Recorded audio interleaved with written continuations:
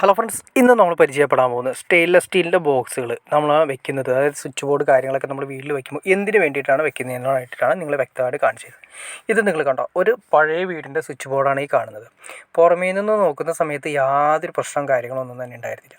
എന്നാൽ സപ്ലൈ വരാത്തൊരവസ്ഥ വന്നപ്പോൾ നമ്മൾ പൊളിച്ച് നോക്കിയപ്പോഴാണ് മനസ്സിലായത്. കണ്ടോ, ചെതലിൻ്റെ പുറ്റാണ് കാണുന്നത്.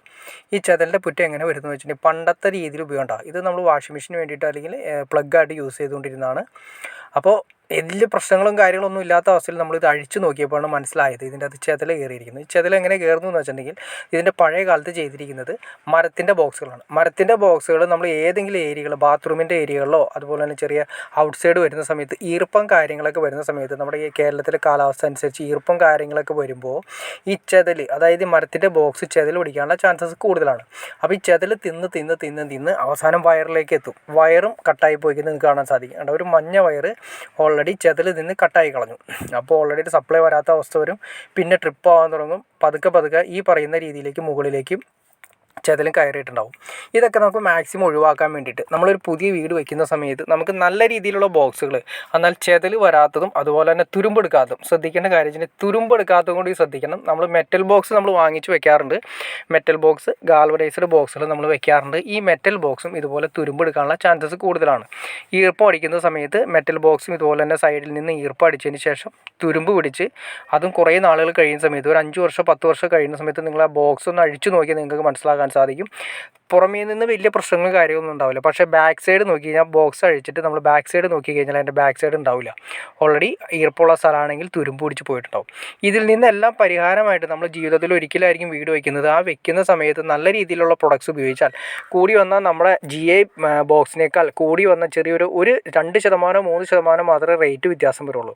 അപ്പോൾ ടോട്ടൽ ഒരു വീട് ചെയ്യുകയാണെങ്കിൽ കൂടി ഒരു 3000 രൂപ അല്ലെങ്കിൽ 4000 രൂപ കൂടുതൽ ഒരിക്കലും അധിക ചിലവ് എക്സ്ട്രാ ആയിട്ട് വരില്ല. അങ്ങനെ ചെയ്താൽ തന്നെ വർഷങ്ങളോളം നിങ്ങൾക്ക് ഈ ബോക്സ് യൂസ് ചെയ്യാം. സ്റ്റെയിൻലെസ് സ്റ്റീലിൻ്റെ ബോക്സുകളാണ് നമ്മൾ ഉപയോഗിക്കുന്നത്. സ്റ്റെയിൻലെസ് സ്റ്റീലിൻ്റെ ബോക്സ് ആയതുകൊണ്ട് ഒരിക്കലും തുരുമ്പ് പിടിക്കില്ല. അത് നമ്മൾ 100% ഗ്യാരണ്ടി തന്നെ ചെയ്ത് കൊടുക്കാം. സിമ്പിളായിട്ട് നിങ്ങൾ ആലോചിച്ച് നോക്കി അറിയാൻ പറ്റും. സ്റ്റീലാണ് ഫുൾ ഉപയോഗിച്ചിരിക്കുന്ന മെറ്റീരിയൽ. സ്റ്റെയിൻലെസ് സ്റ്റീൽ ആയതുകൊണ്ട് നമുക്ക് 100% ഗ്യാരണ്ടിയിൽ നമുക്ക് വീട്ടിൽ വെക്കാൻ പറ്റും. അതുപോലെ തന്നെ നമുക്ക് ധൈര്യമായിട്ട് വിശ്വസിച്ച് എവിടെയും വെച്ച് കൊടുക്കാനും സാധിക്കും. ഇലക്ട്രീഷ്യന്മാരാണെങ്കിൽ ധൈര്യമായിട്ട് വിശ്വസിച്ച് വെച്ച് കൊടുക്കാൻ സാധിക്കും. അതുമാത്രമല്ല, നമ്മൾ പ്രൊഡക്ട്സ് നോക്കിയാൽ നിങ്ങൾക്ക് മനസ്സിലാക്കാൻ സാധിക്കും. ഹൈ ക്വാളിറ്റി മെറ്റീരിയലാണ് യൂസ് ചെയ്തിരിക്കുന്നത്. അതായത് മെറ്റൽ ബോക്സ്. അപ്പോൾ നിങ്ങൾക്ക് തോന്നാം PVC വെക്കാൻ പാടില്ലെന്ന്. PVC വെച്ചാൽ തുരുമ്പെടുക്കില്ലല്ലോ എന്ന് നിങ്ങൾക്ക് തോന്നാം. PVC വെക്കുമ്പോൾ നമ്മൾ ശ്രദ്ധിക്കേണ്ട കാര്യം വെച്ചാൽ 1-2 പ്രാവശ്യം നമ്മൾ PVCൻ്റെ ബോക്സ് അഴിക്കുകയോ തുറക്കുകയോ എന്തെങ്കിലും സ്വിച്ചുകൾ മാറ്റുകയോ ചെയ്ത് കഴിഞ്ഞാൽ പിന്നെ ആ ഹോള്, PVC ബോക്സിൻ്റെ ഹോളുകൾ നമ്മൾ പിന്നീട് വേറെ സ്ഥലത്തേക്ക് മാറ്റി തുളയ്ക്കേണ്ട ആവശ്യം വരും. അത് ഇലക്ട്രീഷ്യനായ കാര്യം ആളുകൾക്ക് പെട്ടെന്ന് പറഞ്ഞാൽ മനസ്സിലാക്കാൻ സാധിക്കും. കാരണം എന്തുകൊണ്ടാണെന്ന് വെച്ചിട്ടുണ്ടെങ്കിൽ നമ്മൾ PVCയുടെ ബോക്സ് നമ്മൾ 2 പ്രാവശ്യമോ 3 പ്രാവശ്യമോ ആ സ്ക്രൂ അഴിച്ചെടുക്കുന്ന സമയത്ത് അതിൻ്റെ ഹോൾ വലുതായി കഴിഞ്ഞിട്ടുണ്ടാവും. പിന്നെ നമ്മൾ രണ്ടാമത് അതിൻ്റെ അത് തന്നെ വീണ്ടും പിടിപ്പിക്കാന്ന് പറയുക, ഒന്നല്ലെങ്കിൽ മാറ്റി ഹോൾ തുളയ്ക്കേണ്ട ആവശ്യം വരും. ആ ഒരു പ്രശ്നമൊക്കെ ഒഴിവാക്കിക്കൊണ്ട് നമ്മുടെ വീട്ടിലേക്ക് ലൈഫ് ലോങ് കിട്ടുന്ന രീതിയിൽ ഒരു ബോക്സ് വെക്കുന്നതല്ലേ നമ്മൾ വീട് പണിയുന്ന സമയത്ത് ഏറ്റവും ഉത്തമമെന്ന് നിങ്ങൾ തന്നെ ചിന്തിച്ച് നോക്കുക. അതുപോലെ തന്നെ വേറൊരു കാര്യമാണ്, നമ്മൾ ഇതിൻ്റെ അകത്ത് വരുന്ന മെറ്റീരിയൽസും അതുപോലെ തന്നെ പാക്കിങ് നിങ്ങൾ നോക്കി അറിയാൻ പറ്റും. അതായത് പക്ക നീറ്റായിട്ടാണ് കമ്പനി പാക്ക് ചെയ്ത് കാര്യങ്ങളൊക്കെ നമുക്ക് തരുന്നത്.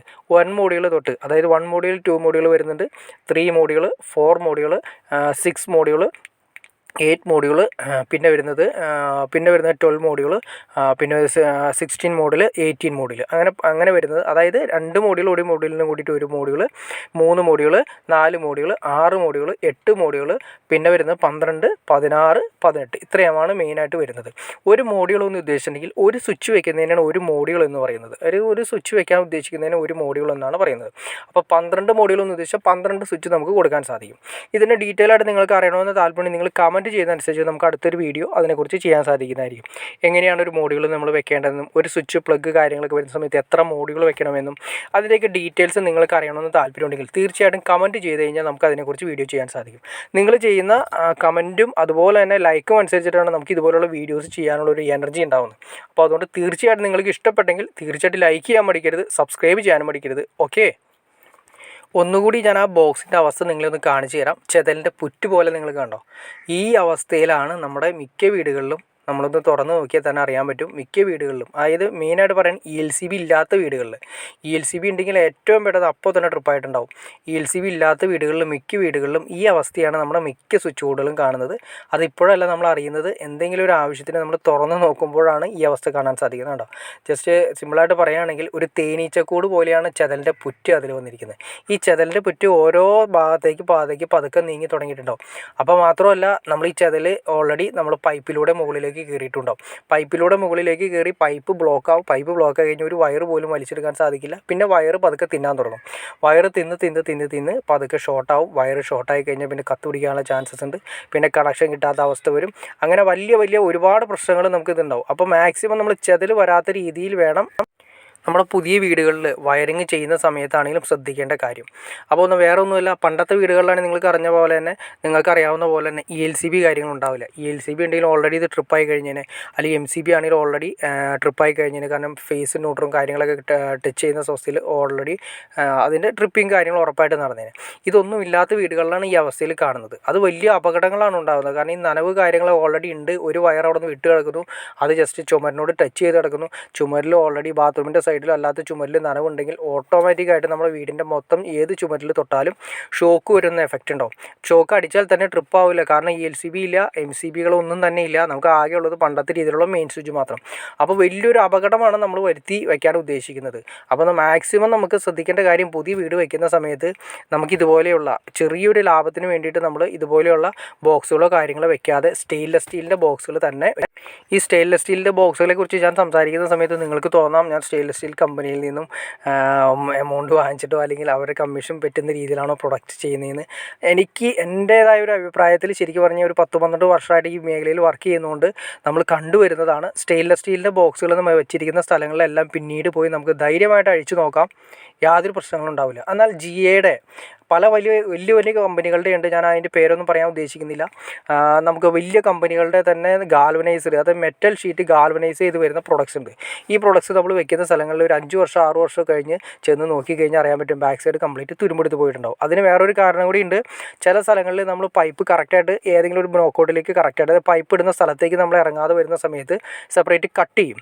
ഈ കട്ട് ചെയ്യുന്ന സ്ഥലത്ത്, അത് ഗാൽവനൈസ്ഡ് GA ഷീറ്റ് ആണെങ്കിൽ, ബോക്സ് ആണെങ്കിൽ, നമ്മൾ കട്ട് ചെയ്യുന്ന സ്ഥലത്ത് നിന്നാണ് പതുക്കെ തുരുമ്പ് സ്റ്റാർട്ട് ചെയ്യുന്നത്. അവിടെ ഗാൽവനൈസർ ഉണ്ടാവില്ല. കാരണം നമ്മൾ കട്ട് ചെയ്ത സമയത്ത് അവിടെ പതുക്കെ GA ആയതുകൊണ്ട് പതുക്കെ തുരുമ്പ് സ്റ്റാർട്ട് ചെയ്യും. പക്ഷേ നമ്മൾ GA മാറിയതിന് ശേഷം നമ്മൾ SS ബോക്സുകളാണെങ്കിൽ നിങ്ങൾ എവിടെ വേണമെങ്കിലും കട്ട് ചെയ്താലും SS തന്നെയാണ് മെറ്റീരിയൽ ആയതുകൊണ്ട് ഒരിക്കലും തുരുമ്പ് പിടിക്കേണ്ട അവസ്ഥ നിങ്ങൾക്ക് ഉണ്ടാവില്ല.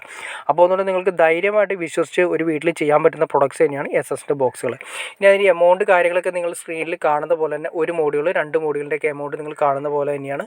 ഇനി അതിനെക്കുറിച്ച് ഡീറ്റെയിൽഡ് അറിയണമെന്ന് താല്പര്യം നിങ്ങൾ തീർച്ചയായിട്ടും കമൻറ്റ് ചെയ്ത് കഴിഞ്ഞാൽ നമുക്ക് അതിനെക്കുറിച്ചൊരു വീഡിയോ ഫുൾ ഡീറ്റെയിൽ ആയിട്ട് നമുക്ക് ചെയ്യാൻ സാധിക്കും. ഓക്കെ ഫ്രണ്ട്സ്, അപ്പോൾ നിങ്ങൾക്ക് വീഡിയോ ഉപകാരപ്പെട്ടെങ്കിൽ തീർച്ചയായിട്ടും ലൈക്ക് ചെയ്യാൻ മടിക്കരുത്, ഷെയർ ചെയ്യാനും മടിക്കരുത്, സബ്സ്ക്രൈബ് ചെയ്യാനും മടിക്കരുത്. ഓക്കെ ഫ്രണ്ട്സ്, അടുത്ത വീഡിയോയിൽ കാണുന്നവരെ ഓക്കെ.